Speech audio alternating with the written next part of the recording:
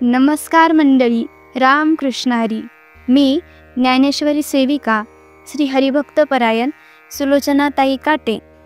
आमच्या या ब्रह्मानंद लहरी चॅनलवर आपल्या सर्वांचे मनापासून स्वागत करते. तर संत श्रेष्ठ ज्ञानेश्वर महाराजांनी आपल्याला दिलेला अनमोल ग्रंथ म्हणजेच ज्ञानेश्वरी, तर या ग्रंथाचा मराठी भावार्थ आपण ऐकणार आहोत. आपल्या या धावपळीच्या काळात आपल्याकडून ग्रंथ वाचन होणे शक्य नाही, त्यामुळे आम्ही आपल्याला ऐकण्याकरता घेऊन आलो आहोत ज्ञानेश्वरी मराठी भावार्थ. तर प्रथम अध्याय मध्ये ज्ञानेश्वर महाराजांनी केलेले श्री गणेशाचे वर्णन आपण या ऑडिओमध्ये ऐकणार आहोत. श्री गणेशाय नमः.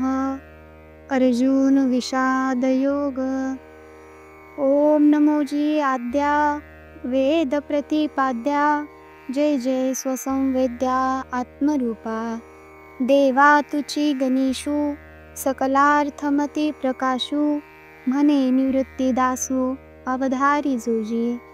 हे शब्द ब्रह्म अशेष तेची मूर्ती सुवेश, जेथ वर्णवपू निर्दोष निरवत असे.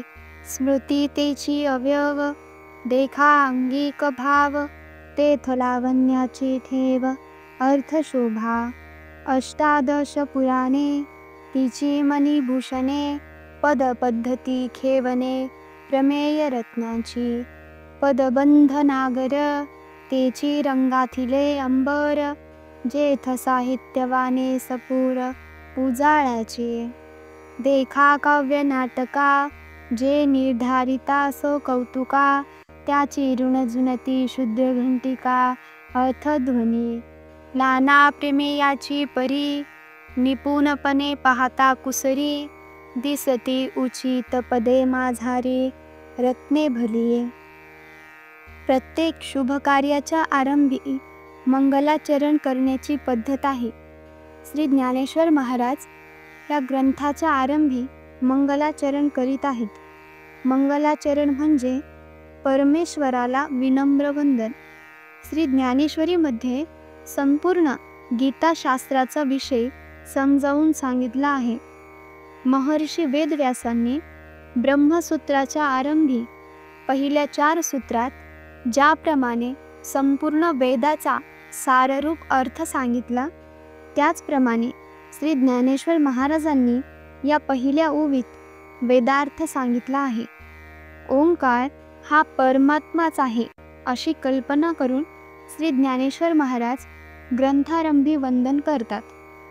हे सर्वांचे मूळ असणाऱ्या व वेदांच्या प्रतिपादनाचा विषय असणाऱ्या ओंकारा, तुला नमस्कार असो. तुझ्या स्वरूपाला जाणणारा तू स्वतःच आहेस. सर्वव्यापी अशा आत्मरूपी ओंकारा, तुझा जय जयकार असो. श्री निवृत्तीनाथांचे शिष्य ज्ञानेश्वर महाराज म्हणतात, देवा, सकल जगाच्या बुद्धीला ज्ञानाचा प्रकाश देणारा जो श्री गणेश, तो तूच आहेस. तो कसा, तर ऐका. संपूर्ण वेद हीच त्या श्री गणेशाची उत्तम सजवलेली मूर्ती आहे आणि तिच्या ठिकाणी स्वर व व्यंजनरूपी शरीराचे निर्दोष सौंदर्य आहे. आता शरीराची ठेवण पहा, असे ज्ञानेश्वर महाराज म्हणतात. स्मृती हेच त्याचे अवयव असून त्याची ठेवण अवर्णनीय आहे व त्यातील अर्थ ही सौंदर्याची खाण आहे. 18 पुराण